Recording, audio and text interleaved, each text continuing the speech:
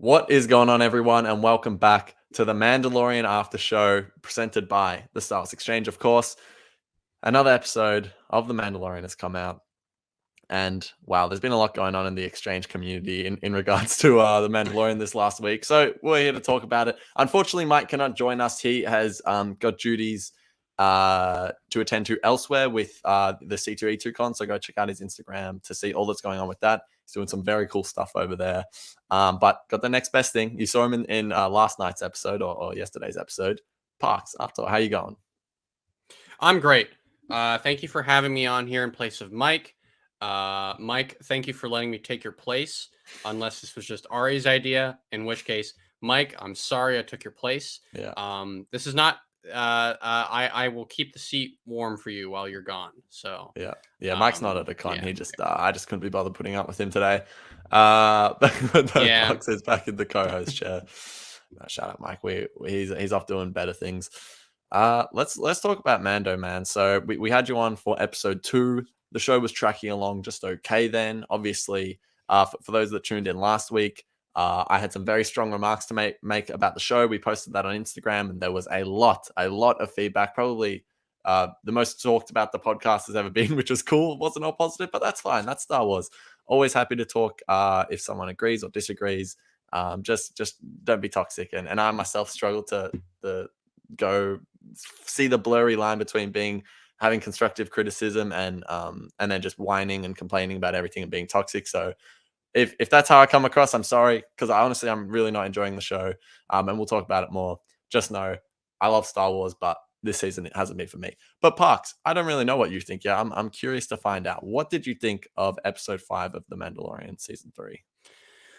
I thought it was all right. I had fun with it, which is really just the least I ask when I come to a new episode of The Mandalorian every week, is that I have fun. That being said, I hope when I come to one of these things, I have talked many times on here how much I loved Mandalorian season 1 and 2. I hope when I come to an episode of The Mandalorian, I get a little bit more than just fun. And at the end of the day, Jon Favreau, Dave Filoni, etc., will tell the story they want to tell. And not all Star Wars has to be high, like incredibly well written. Doesn't have to be Andor quality. We don't have to hit. We don't have to hit a certain bar. We just have to, let these storytellers tell the story they want to tell. And our hope is that we have a good experience with it and that it connects to someone. I've seen many people who've really enjoyed the show, who say this season might be their favorite season of the show so far, and I can totally see the reasons for that. But for me, this episode is kind of going further down a trend of sort of for me, I'm disconnecting me with the show more and more.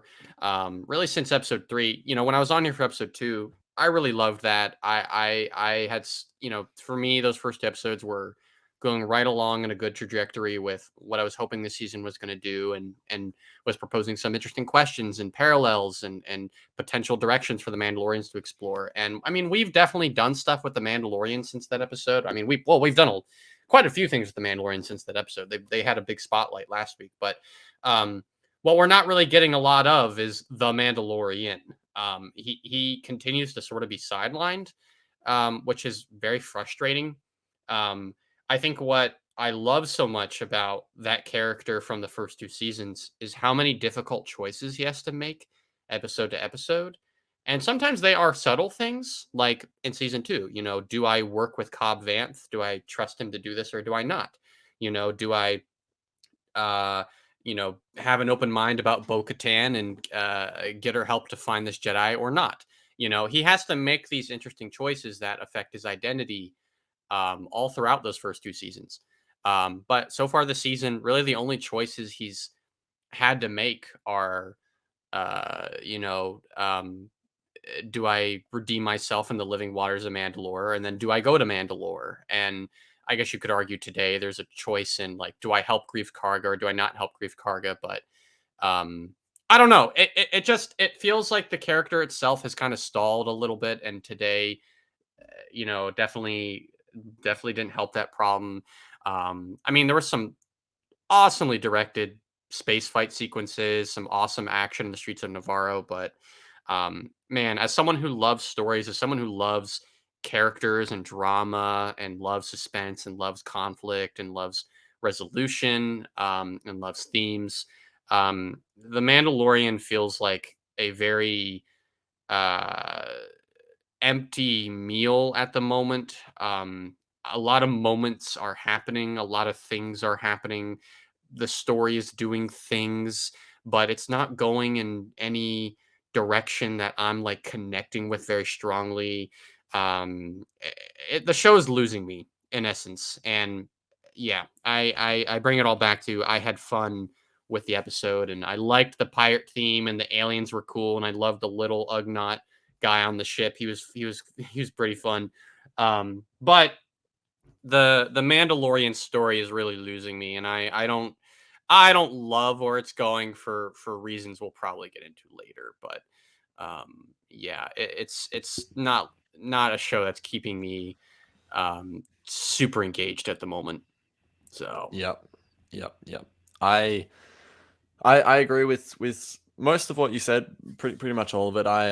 Last week I came out and the strong remarks I was making were about the show feeling very light to me, just very little mystery or tension, similar to what you're saying. Like that's sort of what I come for, and yeah, I want to have fun, but I think with Mando as well, I do feel like I just want a little bit more than fun. I'd like a little bit of substance, and I feel like there's very little to because no it's offered substance that in the many show. times before. Oh yes, absolutely. Season two, the end of season two, I posted that on my story last night saying, take me back to that because that the emotional investment in those two characters leading up to that final moment was just beautiful. Just such good storytelling, really good television. And then it feels like just man, the Book of Boba Fett and its consequences is Mando season three. Mm. Anyway, so yeah, very little character development, and I haven't really moved from that position at all. I feel the exact same way. I think a lot of people were sort of coming at me saying, "Oh, you say the show's directionless, but this is where the show's going." And I'm like, "Okay, sure, but like you said, I don't think there's any meaningful direction to the show. Everything that points toward something happening, like oh, Bo-Katan's going to lead Mandalore. That moment felt so unearned to me. I don't think anything had happened Yes, in the build up to that to actually have that be a thing we that should happen. It's like if Din just decided one yeah day, if Din decides in the next episode he wants to be a plumber, it's like okay, yeah like where did this come we from? yeah. What the problem with that moment at the end of the episode is we just jumped, and you're so right at Book of Boba Fett in this moment Yeah, because we just jumped over a whole potential conflict you could have created between the armor and Bo-Katan, where the armor would have, why did she change her mind about Bo-Katan? Why is she going, I realize this about you now. What did she witness for this to happen? What is being communicated through the episode, through the content to make her go, you know what, Bo-Katan, I've realized something. I've had a character beat that makes me change my mind about something. You walk two worlds. You should do this. We've just skipped over all of that. We've skipped over the drama, the conflict, and all that is so interesting to experience as an audience, not just in just the artistic construction of the story, but as an audience for us to experience because it shows progression, it shows growth. These are things that we experience as humans, that we engage with as humans, and we're not getting it here. And yeah, and it just feels empty. It feels like it does feel things are empty. happening and we're getting to the fun parts and skipping over all the important stuff in the middle that you need to Exactly, do to get to that, exactly. And which is for exactly me, what happened yeah, when they gave Grogu to Mando so yeah. quickly in Book of Boba Fett. Yeah.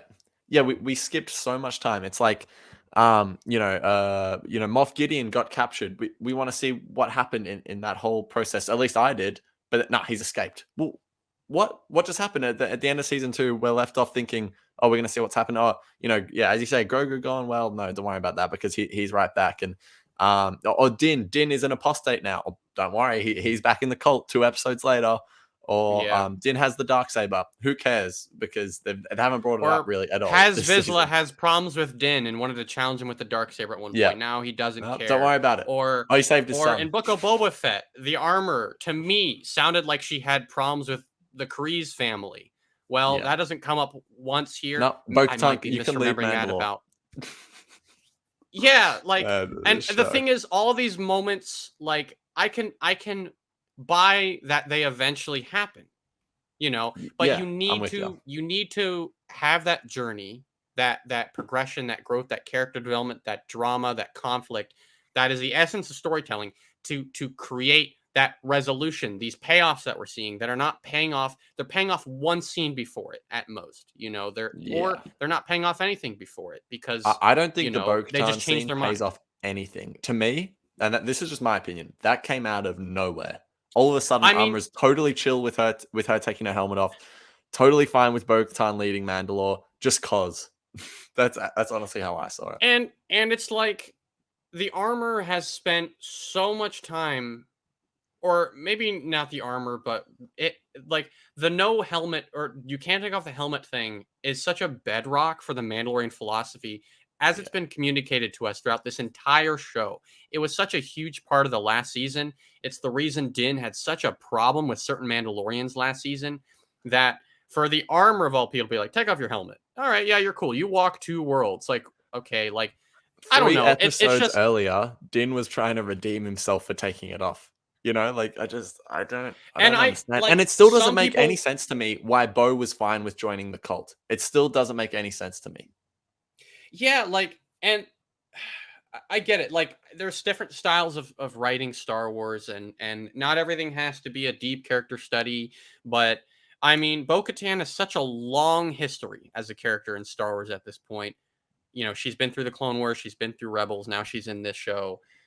I think it is very valuable and almost necessary to explore how she feels and get a bit more into her decision making, into why she has decided to go along with this group. As an audience, we can infer a couple of different reasons, perhaps. Oh, like, when we saw her in the palace at the start of the season, like, she's all alone and she's very Mm, distraught and she doesn't have like a sure, Mandalorian yeah, clan. And sure. now she has a clan, and surely that feels good for her. But to me, that feels like something that we are doing the storytelling. We are the ones Yeah, creating reasons for why Bo-Katan's good with it. The text of the show is not because it was conveying never brought up. hardly Din didn't anywhere even go, that, "Hey, so you're cool with being in the cult?" Like nothing like that. I mean, yeah, and like, it can be subtle. It doesn't have to be communicated in dialogue. It can be just Yeah, communicated in how Bo-Katan reacts to things. Maybe yeah. last week there were some parts that were supposed to do that, but I wasn't really getting that. I don't know. It's a I guess it's a rewarding moment, and at this point we've just skipped to the end of the episode. It's all right though. It's Yeah. it's a Yeah, true. rewarding moment It's fine. if We went so off the rails last week that we we can do it again. let's do it backwards. Let's review this in Sure. reverse. Yeah. Yeah. Uh, I mean, like, it's a cool moment in the whole entire legacy of her character, knowing the journey she's been on from the Clone Wars through Rebels to now. That, oh, Bo-Katan eventually gets this opportunity to lead the Mandalorian people, to unite them or whatever.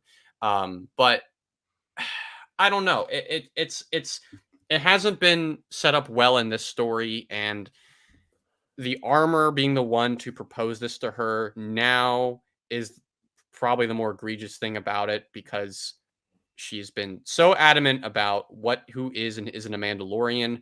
Her being able to say you need to unite all the Mandalorian exiles, even if they don't necessarily walk the way, is such a big development for her. Like, boy, man, I don't know. It's we're skipping over so much, like, Yeah. subtext and drama, and we're like fast forwarding like the interesting parts of the story for.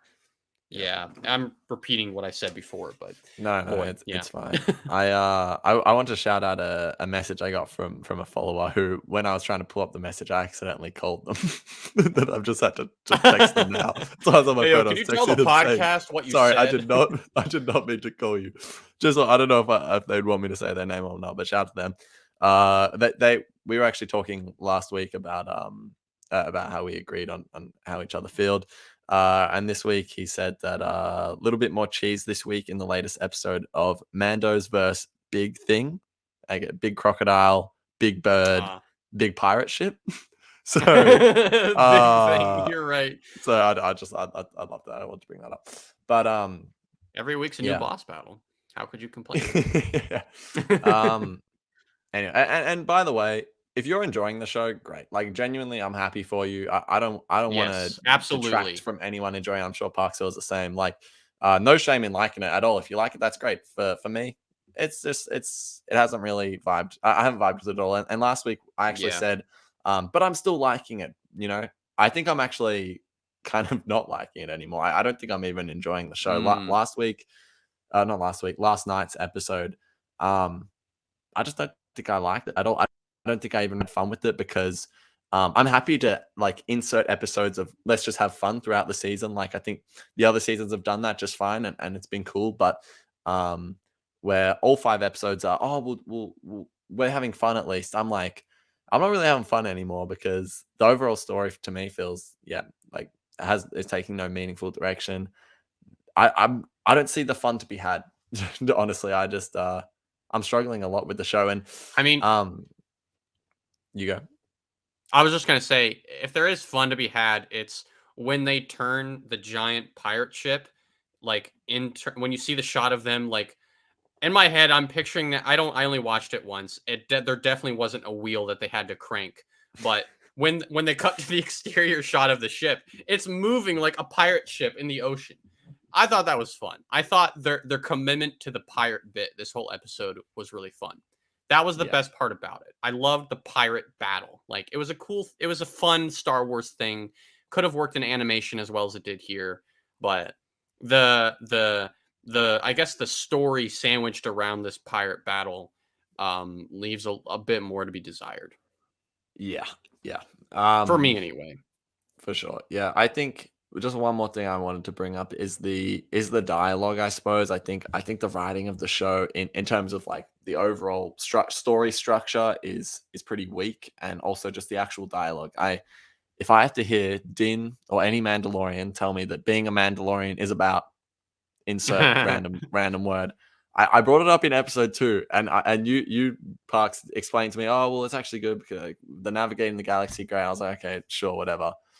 Man, I don't even know what was said this episode, but being a Mandalorian is about this. Being a Mandalorian is about that. Well, That the feels main that scene for that would have been when they were deciding whether they needed to go to Navarro or not, and Paz yeah. Vizsla stood up and he had that line where it's almost like the definitive version of your complaint, where he goes, "What else is being a Mandalorian about?" You know, at the end of if they should go to Navarro or not. I don't It mind the just feels like a sentiment. really weak way to convey like I don't know the Mandalorian lore or the rules. I feel like there's so much Yeah, better like ways to just we are show what is people being with a Mandalorian values about and than just virtue. saying being a Mandalorian is about. It's like show me what being a Mandalorian is about. I just don't want to hear it from your mouth every 2 seconds. I mean, I think the basis of it is honor. It's just like I think the problem is like as the viewer, like we don't have like the hard codex of like the Mandalorian like creed here, and nor do they ever completely convey. I mean, I think the way they convey it in the first season is really good. Like what a Yeah. Mandalorian is and isn't like is very well communicated to the audience, um, and we don't have any problems with it.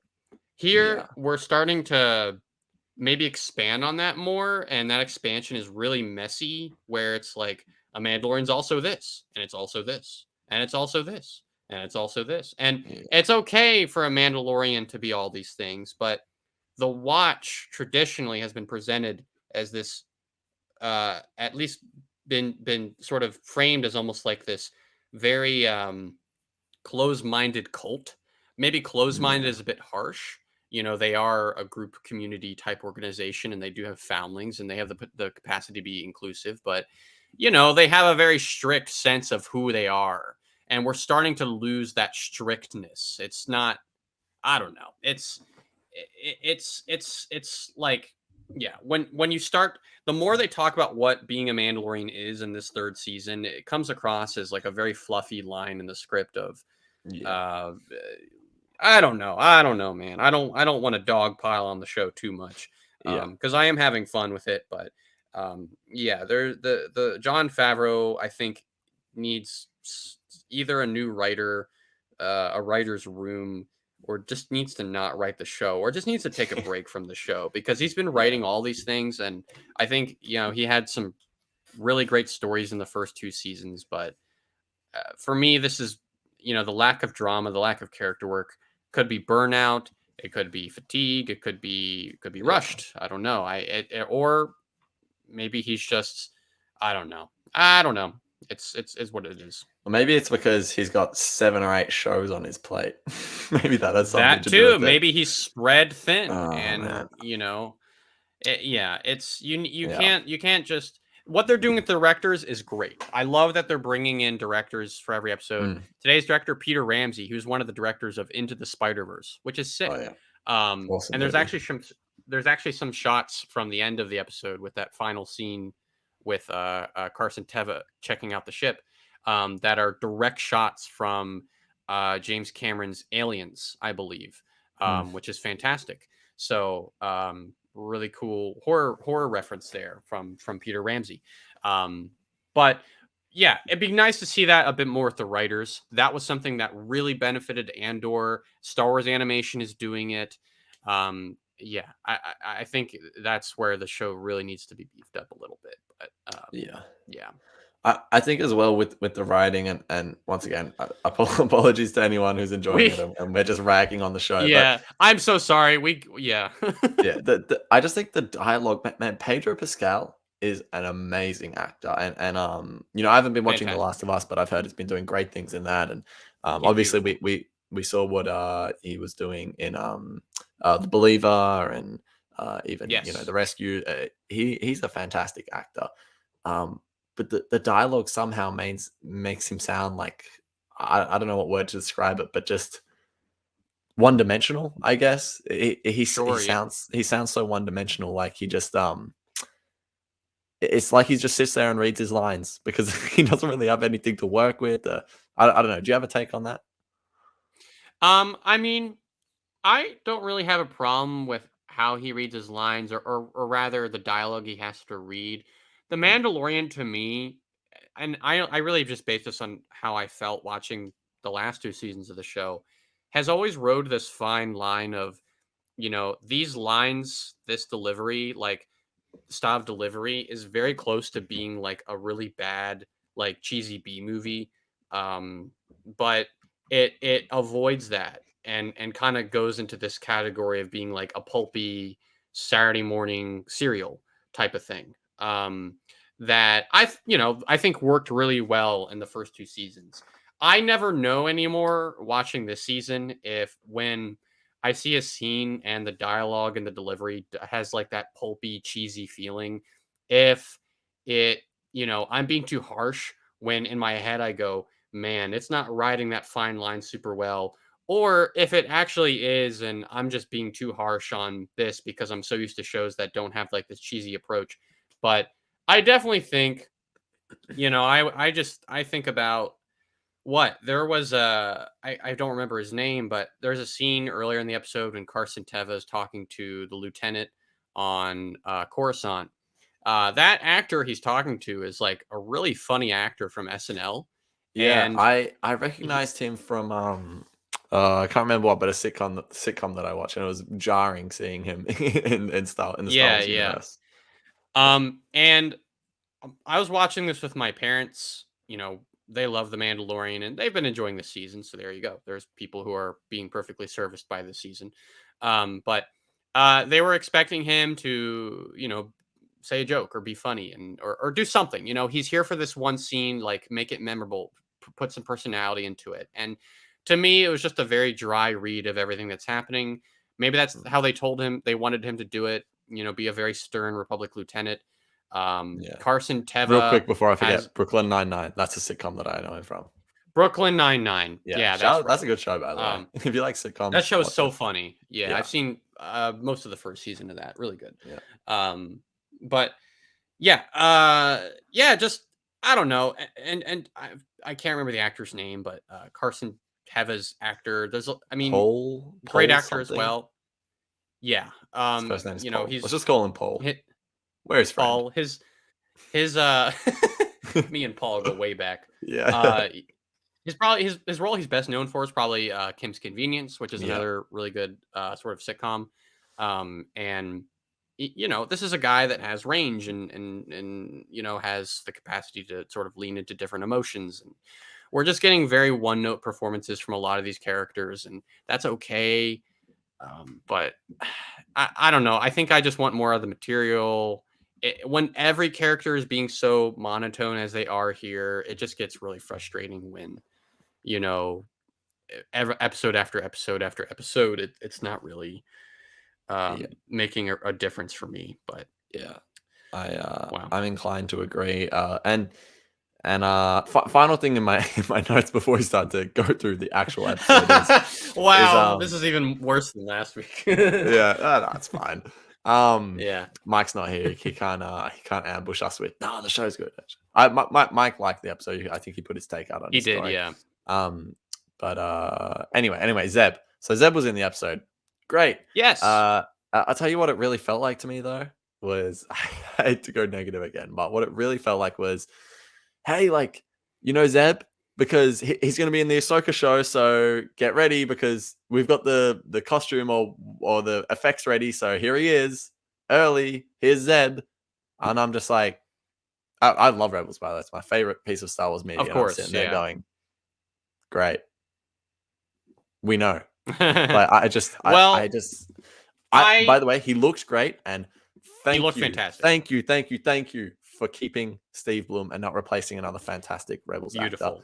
Shout Perfect. out to Filoni for keeping one on board. I absolutely love that he's doing that, and he looked fantastic. And it's nice to get a preview, but it meant nothing. It didn't need to be there, but. I mean, I would disagree with your feeling only because it was a by the book cameo. Sometimes the Sure. Mandalorian has characters appear and people go, I loved the Ahsoka cameo in chapter 13, the Jedi. And it's like, no, Ahsoka was like the supporting character of that episode. Yeah. This was literally a cameo. Like, it's okay. Like for you are right. Someone watching who hasn't seen Rebels, it's like, oh, another cool alien design. If you've seen Rebels, it is in a way a wink at you, going, "Hey, Ahsoka's coming out. Don't worry, we got Zeb. We got him covered." Yeah. I have no problems with it, only because it was only there very briefly. But you are right. Yeah. It was there briefly, and if they really were desperate to show it off, then fair enough, because it did look great and he sounded great. So. That was the one thing that I was like, even though I didn't even really like that he was in the episode, the one thing going out of that I was like, Steve Blum and Zeb, let's go. So that is awesome. We are so seeing him in Ahsoka now. I know some people were like kind of worried about how that would be done, but perfect introduction, pretty much, in terms of like Steve Blum's there and how he looks. Yeah, definitely. Let's talk about the episode. So let's actually talk about the episode now instead of complain about it. Yeah, pretty much. The general gist of the beginning is Navarro is under attack by Gorian Shard, the pirates from the first episode. They launch an attack. Carson Teva tries to get help. They don't get help, but Carson Teva takes it upon himself to go and ask the Mandalorians if they can assist. And they, after great debate, they do. So what do you think of the opening section of the episode? So the pirates are cool. I was hoping they would return after the first episode. And I mean, obviously they were going to. That was the whole reason they were there, to sort of tell the audience, like, hey, get ready. These pirate guys are going to be part of the season. And yeah, they were. I was not expecting them to go out in this episode necessarily, but that's okay. Made for a fun little pirate battle of an episode. But I mean, I could see some sort of interesting setup here in terms of like, oh, like Navarro, we've built up this community for ourselves. We are very adamant about not being a part of the New Republic. We want to be independent because we don't trust the New Republic. And pretty much in the following scene, when Carson Teva goes to, that actor we're talking about from Brooklyn Nine-Nine on Coruscant, we see very plainly, like, one of the reasons why you can't trust the New Republic, and sort of the bureaucracy that's taking place. Like a member world, they get priority over non-member worlds, which is certainly an interesting system, but not something that you wouldn't necessarily have seen, in the past. This is a republic without the Jedi, essentially. The Jedi are 100% the kind of people who to be like, hey, people in need are the people we need to go help. But you don't see that here. This is a republic without the Jedi, which is interesting to see. However, to me, it did not make a ton of sense, and I could be maybe missing sort of the character justification for this. It did not make a lot of sense to me for Grief Karga to reach out to Carson Teva about getting help for Navarro if he distrusts the Republic. What I was expecting him to do was to go and contact Din Djarin first because he's friends with Mando and he asked him to become his lawman in the first episode. And to me, it just made so much more sense. Like, hey, Mando, like, can you spare any help to come help us here? I'm suppose the reason he didn't was because, as far as he is aware, Din is one person. He doesn't know that he's tight with all this covert of Mandalorians at the moment. Mm. So he wouldn't call for his help because how is he alone going to defeat all these pirates? So Parks, maybe I he's can like, tell you oh, the the new. reason why they did it right now. Well, Because I they've know. got I'm building up to that. okay. So they Sorry, can sorry. You go. so that you can have this scene where we can reuse story content that we had for Rangers of the Republic that we can't Yep. use Yeah. anymore. Yeah. Yeah. Yeah. Yeah. Yes, Yep. I get that. Like, it is a roundabout way of including story that would not have been included if we just went directly to Din Djarin.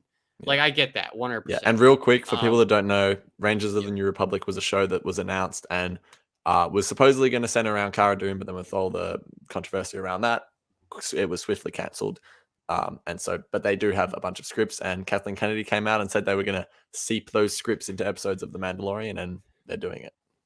yeah, yeah. And I mean, it is nice. It is reassuring to me, at least, that, to me, this is the show hopefully saying, I mean, unfortunately, you just don't know the John Favreau Mandoverse anymore. This is communicating like, hey, you know, we're not going to do another episode where, it's a standalone on Coruscant with nothing to do with the rest of the show. Um, this connects to the Mandalorians now. Like, there's a connection between what's going on in Navarro, the New Republic, and the Mandalorians. I like that they Yeah. found a way to connect those stories together. Um, and I hope that's how it continues. If they want to do Yeah. New Republic stuff, involve the Mandalorian. If it's in the Mandalorian show, Mm. do it however you want to do it in Ahsoka. Just um, yeah, I can't imagine how it just feels for someone who's not like super plugged into Star Wars to be watching this Star Wars show that they know Pedro Pascal stars in, and they see scenes like this and they go, okay, why should I care? Man, I'd be Like, so confused. And people were coming at me during the week saying, "Oh, I can see why a casual Star Wars fan would think this way," which I'm not. But you could think I'm a casual Star Wars fan if you want. But I'm telling you right now that I'm not. Look at this. I mean, Um. yeah, Anyway, of but course. they bring up a good point. That casual Star Wars fans will be so lost with this show.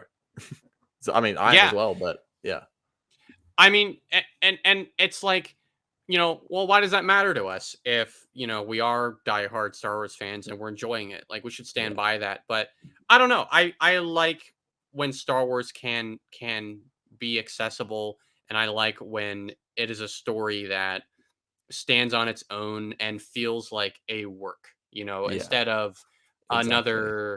another piece of the C Yeah, word my content, explanation like, for that is, I when the Mandalorian ends, I don't want it to have added 3,000 articles to Wikipedia. I want it to have told a yes. meaningful story. And if it's a meaningful story, then that means anyone could enjoy it. And if no, Yeah. if only diehard Star Wars fans can enjoy it, it means it's probably doing more for Star Wars than it is for, I guess, storytelling. I don't know how to phrase that correctly, but yeah, tell a good Yeah, story yeah. before telling Star Wars stories, I suppose. Yeah, yeah. There's a it's a famous sentiment in Star Wars at this point. But I think Dave Filoni said it Yeah, at a convention. I yeah, used it in my Clone Wars videos because it's such a good hmm sentiment. Um, any story can be a Star Wars story. You can take the plot of something like, say, American Graffiti. You just make the cars speeders, or you make that speeders instead of cars. The yeah, Star Wars stuff is dressing. The story underneath is what Star Wars is all about. exactly. And if the story here is working for you, power to you. But Yeah, exactly. um, And I, I also yeah. to add to that, I got this from your videos as well. Didn't George say to Dave, if you can't apply it to the real world, you shouldn't be telling it, or something like that? Yes, that is Yeah, yes, and that is a sentiment Dave Filoni provides as well, and it is so yeah, important to do that. Like, it is something that when you watch it, you need to be able to connect with it and take it with you in some way. I don't need to be able to take everything with me or connect with everything. Some stuff yeah, can seem alien, exactly. some stuff can seem weird and distant, but that feeling of sort of Mando's ship getting sort of mangled and destroyed in season 2, to me, reminded me of having car trouble. Mm, Like, "Ah, God, I got to take it to the shop. And oh, great. Now I have a flat tire. And now, God, this. And why did I insist on buying this really old, piece of junk car? Like, and now he's got a new muscle car. That's an extension of that. So, yeah, exactly. just a very long-winded way of saying, like, you know, all of this superfluous Star Wars stuff is great as like a diehard fan, but it does not make the story good. Um, if you're not dealing with characters and drama and the bedrock of what a story is. But um, other than that, the only other thing I'll say about the beginning of this episode here is like that scene with Paz talking in front of the fire. I'm viewers of ArTorr who are tuning into this. I apologize if you're expecting like a positive take from me because it's just not. The show is not. I'm not on the show's side too much at the moment, but Yeah. I think what I really, really needed from this scene and what I feel like would have really elevated it is if this was a moment to definitively create conflict between Paz Vizsla and Mm. the sort of Din Djarin again, That had like to been sort of bring that it had been back getting up. set up since the first few episodes of the series. Right, like for him, I mean, Mandalorians are all about honor, but what happens when maybe your code and your rules and this sort of sense of protecting the community comes before honor, like Mm, because that's possible. Like we're not all so the Mandalorians have not always been so honor devoted, and Paz has certainly come across as one of those people that's been a bit more standoffish, and you're not a real Mandalorian, and yeah. you offend our ways and that kind of thing. What the scene really needed was him right before that pause where he says, you know, and what else is it? What else does it mean to be a Mandalorian? That's what makes us Mandalorian. Where he basically is like, we need to go get him. That shouldn't. If you didn't have that in there, you've created a really interesting conflict, or you've reintroduced a really interesting conflict that hadn't technically been resolved between Din and Paz about what the Mandalorian should do. And now, after a couple episodes of the Mandalorians coming together and having this sense of togetherness, we can now have this really interesting conflict where the Mandalorians are clashing over what it means again. Um, conflict, like that's what stories are. It's conflict. We're not Mm, so. I don't know, but I guess it was fun to see all the Mandalorians saying this is the way for the um 800th 12th time. I I hate to say it oh because I god. love the Mandalorian. I have a this is the Yeah. way sign on the wall here. I love it, dude. Like I love this corner of the universe, but this season has worn out that phrase so hard for me. It Hmm. brings a tear to my eye. Like not and a sad one, not a happy one. Um it's yeah, I'm right there with that's you, buddy. I'm right there with you. yeah. Yeah. I'm almost rolling my eyes when I hear it now. I hate to say it, but it is just boy, Yeah. I feel like I have to say it when I hear it. Otherwise, like I'm not a fan of the show, I don't know. Like Yeah. Yeah. There's a bit of that going around of, oh, if you're not enjoying it, like, you're not a man fan. It's so far from the truth. Like, you know, we both love Mandalorian, and the season's just not doing it for us, and that is just how it is. yeah. But yeah, real quick to touch on a few points from the episode. Gorian Shard, he was rumored to be the villain of Skeleton Crew, but I guess he's dead now, so there goes that. Um, I thought he actually, could have an I liked his Admiral design a bit. Trench. Yeah, I love his design. I would say it could be an Admiral. I thought it could be an Admiral Trench True, situation. true. He does fit the mold of that character a little bit. Like, let's create a one-off Star Wars species design character, kind of. Yeah. And let's make his thing that he never dies. But Yeah. also, that's Trench's thing. I don't know how I'd feel if Gorian Shard had that thing. I don't think I'd care, to be honest, but Yeah. I like the idea. The more that we isolate these shows from one another, I think the better I feel, just because it Same. doesn't feel like one Same. show is selling me on the next show. The Yeah. universe can cross over, but you shouldn't be advertising, coming up on Disney Plus in the current show I'm watching. Yeah. Like Keller and Beck, awesome, cool. That's a great, like, sort of Yeah. cameo or inclusion. Villain for Skeleton Crew, okay, whatever. Like, fine, Yeah. okay, fine. Like, Yeah. but so Um, yeah, he was cool. no, absolutely. And yeah, even like to add to what you were saying about the campfire meeting, sort of like the fake out, I suppose, from Paz all had me cringing a little bit just because I was like, I don't know if it was the performance or the way it was written or what it was, but it like he's setting up, oh, this tiny little foundling, and then he goes, but Din Djarin, this man has just saved my son. I'm just like, what is happening right now? Like, the show feels Yeah, like he's a putting hot on a mess. little too much of a show. Like, Yeah, that is more for us, the audience, than it is for the characters in it the felt like a show, I soap think. opera. It honestly felt like a soap opera to me. I know Star Wars is Yeah, meant to be a it bit of was a a little space opera, but cheesy. It was definitely yeah. a bit cheesy. Um, and yeah, with the New Republic stuff, I think it is cool to see. They are recovering from a dictatorship, so they're not going to be perfect. Yeah. But it's very interesting to see sort of how they're actually recovering from it. Are they doing it well?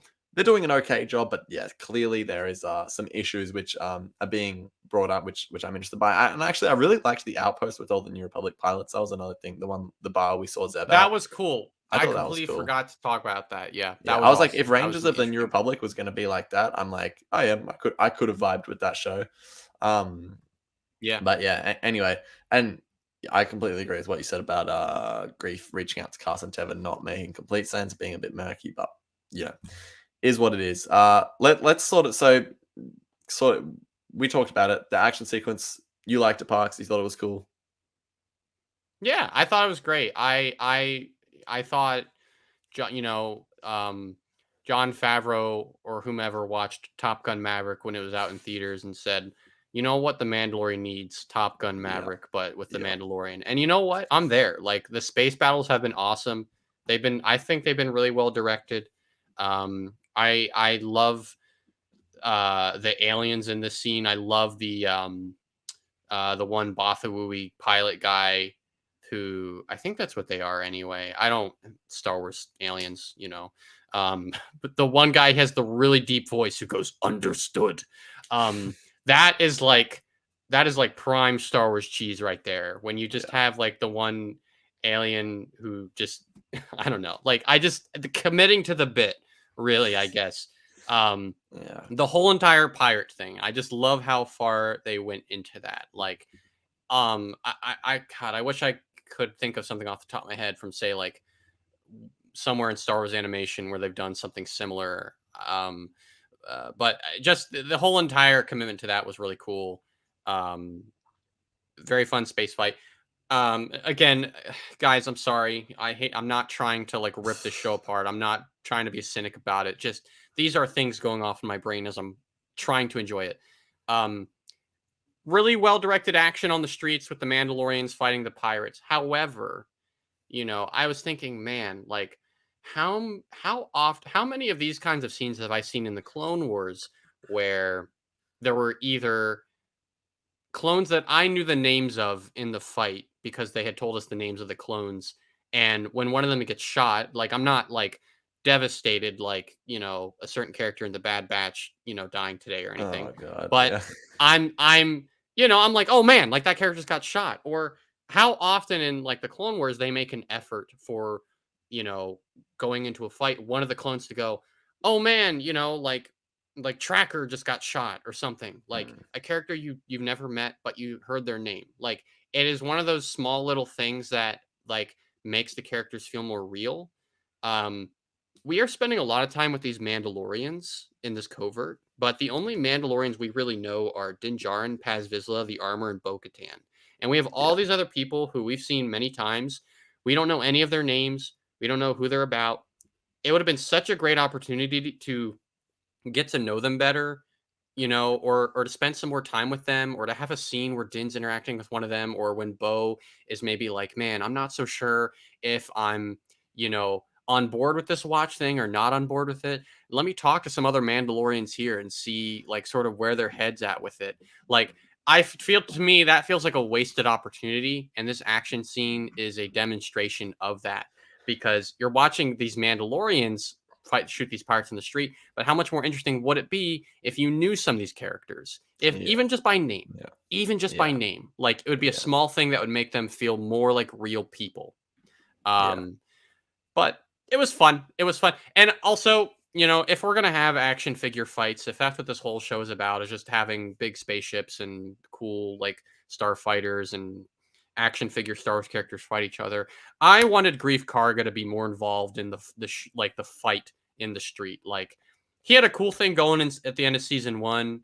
When he's like drawing two pistols, he's shooting stormtroopers in that last episode of season one. I wanted Yeah. to see some of that here, but he shows up when the action's over, and that made me sad. So, Yeah. um, but it was fun. It was the most fun part of the episode.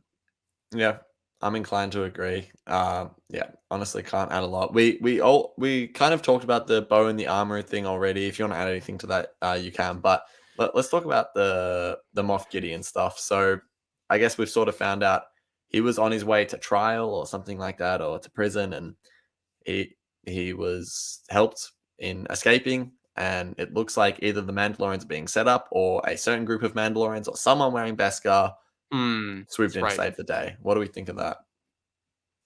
I don't know. It's certainly a very intriguing twist or tease. I thought the reveal that Moff Gideon had escaped alone would have been like, oh, end the episode there.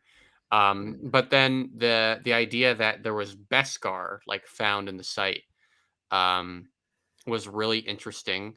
My mind was like, oh, who else do we know that is a Mandalorian that's not like in the show right now? Um, Sabine, then Rao, so maybe like the Protectors. Um, there's a yeah, couple characters out there. Uh, Boba Fett, but I would be extremely surprised if he had anything to do with this. yeah. Um, What if I Sabine it saved Moff to lead to Thrawn to lead to Ezra? Dude, it's too late for that. I can't. So that was a massive stretch, but I just thought I was it's like, the only thing I could all think right. of. That'd be crazy. He knows. He knows. Hey, Yeah, actually, you might be onto something there. Maybe this is what Ahsoka's about. We're not Moff Gideon. We're gonna see him at the end of the show being like, "Hey, I'm still alive," and then we're gonna see him again in Ahsoka, and they're gonna be like, "Hey, you know Thrawn, right? All right, get us to Thrawn, who's gonna get us yeah, to Ezra." And guess what, John Carlos Esposito? Now you're a cast member of Ahsoka. That's what this is where this is going. maybe. Um, which doesn't help this show, but I mean that's just kind of the direction that this is going in. Let's just take more from this show. But Yeah, um, yeah. going off of a theory that you weren't even that serious about. So Yeah. uh, Well, you never know. no, Um, yeah, yeah, I don't know. I don't know anything else. It's interesting. I again, sorry guys. I don't have a lot of faith in this twist being sort of paid off in a interesting or satisfying way. Um, I think they are possibly going to sort of create some sort of, this is probably going to motivate Carson Teva, the public, or whomever to be like, oh, let's look at those Mandalorians. Like, let's look at that covert, and right when Bo-Katan is about to make this move to unite them, the Republic is going to like come in on them and flatten them out or something like that. Like they're going to be set up for issues, or maybe like we know the Empire had some Beskar from like the not the Siege of Mandalore, the the Purge of purge. Mandalore. Yeah, Like this could all be one elaborate setup by Moff Gideon. Maybe he was like, let me implicate the Beskars in this. Someone, an Imperial already bombed Bo-Katan's like home, her castle. So this could be part of that, getting even more revenge on the Mandalorians. I don't know. It can go in a number of different directions. I just hope we see Moff Gideon sooner rather than later because that guy is so fun to watch. and this show desperately needs some kind of conflict that isn't like just a one-off episode about pirates. We need some sort of force of antagonism, somewhere. So, yeah. Yep. I'm with you. I'm with you. Yeah. I don't even have anything to add. I don't want to just keep talking about the show because it's all negative, and I don't want the exchange podcast to be It's all all negative, negative. But guys. There's nothing it's just, good. but I'm right there with Parks. I think what you said about I just don't really have faith that it's going to be paid off. So I'm not going to get invested in it to be disappointed by Yeah, it, I yeah. suppose. We'll just see what So happens. It could be yeah, good. It exactly. could turn out well. I'm It here could for the not. ride. Or if the show takes a turn for the better, great. I'll be here to celebrate it. And if it Yep. doesn't, I'll be here ragging on it on the Star Wars Exchange. But yeah, do you have anything else to add about the episode before we wrap up? I hope I don't expect the next 3 episodes to really turn around how I feel about the season, but I'm hoping it trends in a bit of a better direction. And I acknowledge, like, part of my lack of engagement with the last few episodes is partially because of how much anticipation and expectation I walked into this season Yeah, with. Like, it's true. for anyone, who's taking issue with my opinions or my stances, like, it's all fair. I just have to say, like, I feel like the first 2 seasons set up a really clear trajectory for where the show was going, and what it was going to do with Din Djarin, but we've just not really been going in that direction, and it's very confusing as a viewer. And um, I think it's even more confusing if you're someone who is watching all the Mandalorian as a casual fan, and you don't know about the Book of Boba Fett, and you go from season 2 right into 3, and let's not even envision that. But yeah. Other than that, the only other thing I have to say is, sorry, Sorry. sorry, viewers. I'm sorry. Yeah, I'm the yeah, Mandalorian guy. I love it, but I haven't been yeah, loving this. for sure. Once again, I'm with you. I think it is important to note that yeah, I feel the same way about my expectations. I was going into season 3 super excited with expectations about not only what they do. I'm happy for those to be subverted, but about the way the story would be told. I thought it would be inspired and all that sort of stuff. And for me, it just hasn't hit that way. So those are just my expectations. Maybe my expectations will completely shift, and I'll just expect the show to be nothing more than just pew pew blasters, whatever, fun times, and maybe I'll start enjoying it then. But for now, that's the thoughts. But yeah, that does wrap us up for today. Thanks for sticking with us. Whether you completely agreed, or completely disagreed, let us know. We'd love to hear it because yeah, we've been getting a lot of engagement regarding the Mandalorian and with the podcast. So keep it going. We love to hear from you guys. So yeah, before we do wrap up though, Parks, tell the people where they can find you, but also you are about to embark over to London. So tell us quickly about that. Yes. So next weekend, I believe April 7th, I will be at Star Wars Celebration London, for Friday, Saturday, and Sunday. I won't be there Monday, unfortunately. But yeah, find someplace to meet me. I'll be around. I'll be doing a variety of things, but I will be wearing an ArTorr shirt for one of the days at least there. So if you see me wearing the ArTorr shirt, it's me, or it's probably one of my friends. Actually, maybe they will probably might be wearing ArTorr shirts too. So do not ask them if they're ArTorr, because they're gonna tell you yes just to mess with me. Oh, I love that. I love that. Shout out But I ArTorr also friends. shout out ArTorr friends. Yeah. But I'll also be handing out stickers, so definitely check me out. Find me for that. And while I'm there, like, feel free to just chat with me. Like, I would love nothing more than to talk with you about Star Wars or Mm. whatever. Like, I'm just a normal dude. It'd be cool. Other than that, you can watch me on YouTube at ArTorr. You can follow me on Twitter as Parks Harmon, and Instagram as well as Parks Harmon. Yeah. Absolutely. And can I just say from the moment Parks has been a friend of the show and a friend of mine and a friend of Mike's, he's been nothing but just an awesome guy, super approachable. So yeah, go chat. This is a great chance to meet Parks, ArTorr if you're gonna be there. go chat to him because he's an awesome guy. So I've just Thank flocked you. all the exchange crew over to you, Parks. So enjoy. Come to me. Come to me. Yeah. But yeah, have a great time in London, Parks. We'll I'm sure we will touch base after you come back and excited to hear all about it. Yeah. But in the meantime, guys, make sure you subscribe to the YouTube, 5-star rating on the audio platform, Spotify, Apple Podcasts. We really appreciate it. It goes a long way. But yeah, that wraps it up. Check me out on at Star Wars _exchange. Mike will be back for next week's Mando episode after a big convention that he's going to this week. So yeah, see you all then. May the force be with you. Adios. Bye-bye, Mandalorians. This is the way.